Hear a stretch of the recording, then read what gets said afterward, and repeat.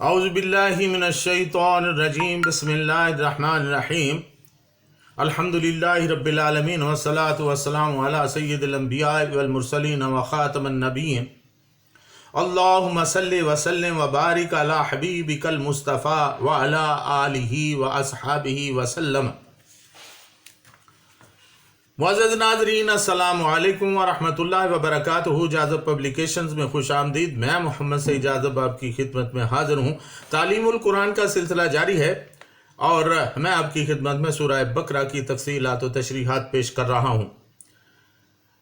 سورہ بقرہ کی آیت نمبر 26 اور 27 پیش خدمت ہے۔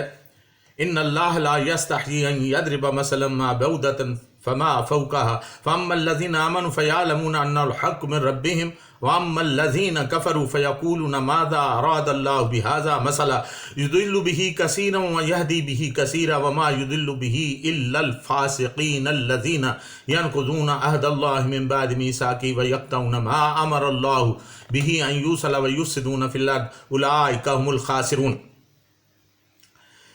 ناظرین، گزشتہ نشست میں نے عرض کیا تھا کہ اللہ تعالیٰ نے فرمایا کہ وہ نہیں شرماتا کہ وہ مچھر یا اس سے بھی کسی کم تر چیز کی، حقیر چیز کی مثال دے۔ یہ اس کے جواب میں تھا کہ جو کفار و مشرکین یہ اعتراض کرتے تھے کہ اللہ تعالیٰ نے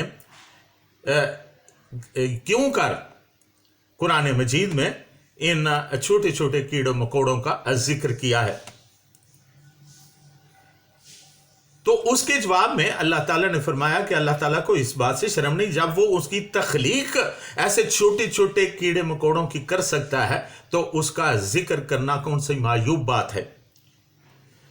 اور پھر میں نے سائنسی طور پر بھی آپ سے عرض کیا کہ کس طرح یہ مچھر اتنا بھی حقیر نہیں ہے جتنا کہ لوگ سمجھتے ہیں۔ اس کی ساخت، اس کی پرواز، اس کے دیگر خصوصیات ایسی ہیں جو آج کے دور میں کسی بھی ہیلی کاپٹر یا جہاز سے بھی زیادہ بہتر کارکردگی دیتی ہیں۔ اسی لیے اللہ تعالیٰ نے اپنی تمام مخلوقات کا گاہے بگاہے ذکر کیا ہے۔ ناظرین، اب اللہ تعالیٰ نے فرمایا کہ ایسا کون لوگ کرتے ہیں، یہ اعتراضات کون لوگ کرتے ہیں؟ فرمایا کہ یہ فاسق لوگ ہیں۔ آئیے فسق کے بارے میں جانتے ہیں کہ فاسق ہوتا کون ہے۔ لغات القرآن میں فسقن کا مطلب ہے دائرہ حق سے باہر نکل جانا۔ جب چھلکا ہٹا کر خوشہ باہر نکلتا ہے تو اہل عرب اس کو فساقت کہتے ہیں۔ چوہا جب اپنے بل سے باہر آتا ہے تو اسے فویسقہ کہتے ہیں، کیونکہ وہ باہر نکل کر فساد کرتا ہے۔ کھجور کے چھلکے میں اگر شگاف پیدا ہو جائے تو اس میں نقص پیدا ہو جاتا ہے، اسے بھی فسق ان سے تعبیر کیا جاتا ہے۔ اسی طرح جو فرد یا گروہ نظام قرآنی کے قالب سے باہر نکل جائے اسے فاسقن کہتے ہیں۔ قرآن کریم نے فاسقن کی تشریح خود ہی کر دی ہے۔ الذین ینقضون عہد اللہ من بعد میثاقہ ویقطعون ما امر اللہ بہ ان یوصل ویفسدون فی الارض۔ فاسق وہ لوگ ہیں جو اللہ تعالیٰ سے پختہ عہد باندھ کر اسے توڑ دیتے ہیں اور جس کو آپس میں ملانے کے لیے اللہ تعالیٰ نے حکم دیا ہے اسے کاٹ دیتے ہیں اور زمین کے اندر فساد پیدا کر دیتے ہیں۔ یعنی اللہ تعالیٰ نے نوع انسانی کے رشتہ کو آپس میں جوڑنے کا حکم دیا ہے، لیکن یہ لوگ اسے کاٹ کر ٹکڑے ٹکڑے کر دیتے ہیں۔ اس طرح وہ انسان کی تمدنی زندگی میں ناہمواریاں پیدا کرتے ہیں۔ ناظرین، وہ کون سا عہد تھا جو اللہ تعالیٰ سے کیا گیا؟ آئیے اس بارے میں بھی جانتے ہیں۔ مختلف مفسرین اکرام رحمۃ اللہ علیہ نے اس کی مختلف تفسیریں کی ہیں، جن میں سے چند ایک کے خیالات میں آپ کی خدمت میں پیش کر رہا ہوں۔ امام ابن جریر رحمۃ اللہ علیہ اور مقاتل بن حیان رحمۃ اللہ علیہ فرماتے ہیں کہ عہد توڑنے والے اہل کتاب تھے، یعنی وہ عہد جو ان سے تورات میں لیا گیا تھا، وہ اس کی تمام باتوں پر عمل کریں گے، اور جب اللہ تعالیٰ کے آخری رسول صلی اللہ علیہ وسلم تشریف لائیں تو ان کی اتباع بھی کریں گے۔ یہ وہ عہد تھا جو اللہ تعالیٰ سے کیا گیا، اور ان کی نبوت کا وہ اقرار بھی کریں گے، یہ عہد بھی شامل تھا۔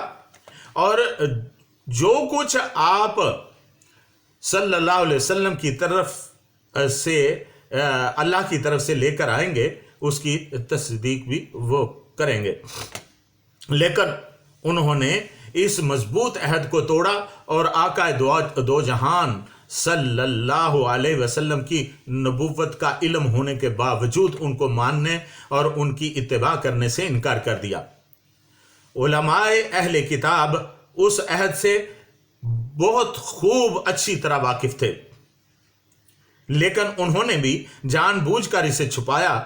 انہوں نے دنیاوی مصلحتوں کی خاطر اس وعدے کا الٹ کیا۔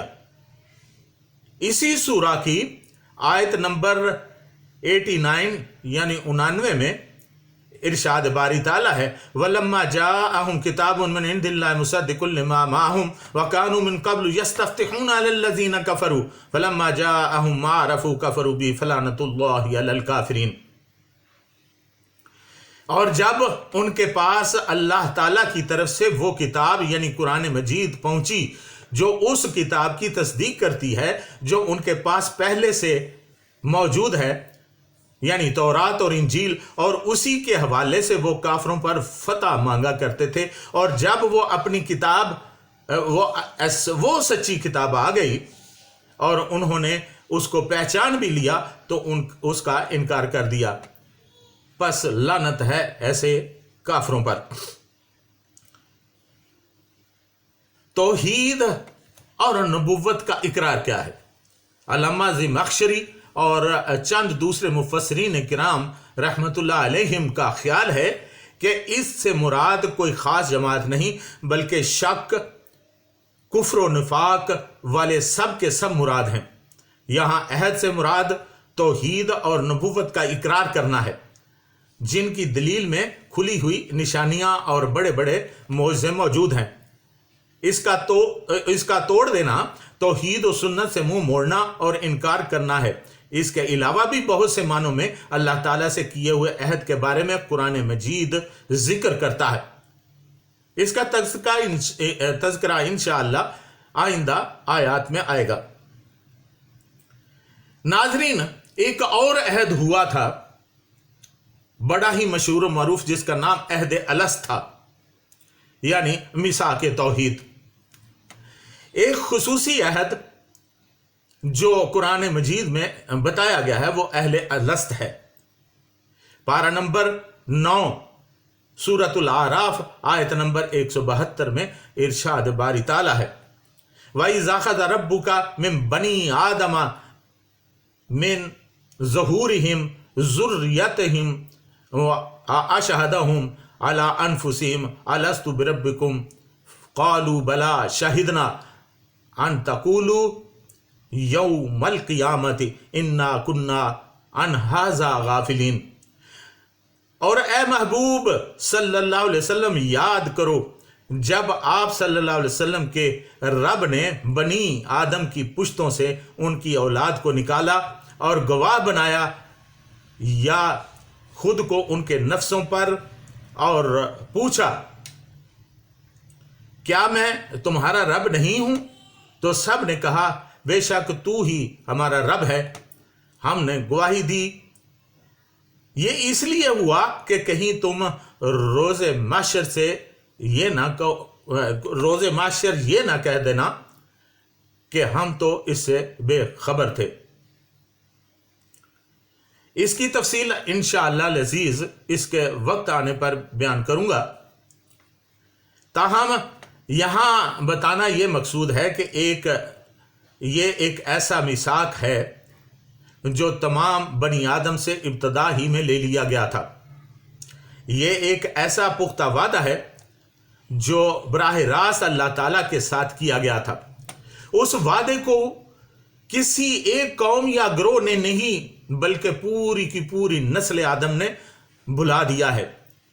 اس وعدے کو پورا کرنا بھی ہم پر فرض تھا، لیکن آقا دو جہان صلی اللہ علیہ وسلم کے مبعوث ہونے اور ان کے بعد آج تک تمام نشانیوں اور یاد دہانیوں کے باوجود ہمارے کانوں پر جوں نہیں رینگتی. سوال پیدا ہوتا ہے کہ کیا ہم بھی ان منکروں میں شامل تو نہیں ہیں جنہوں نے اپنے رب سے کیا ہوا وعدہ توڑ دیا اور اس کے رسول صلی اللہ علیہ وسلم کے احکامات سے روگردانی کی؟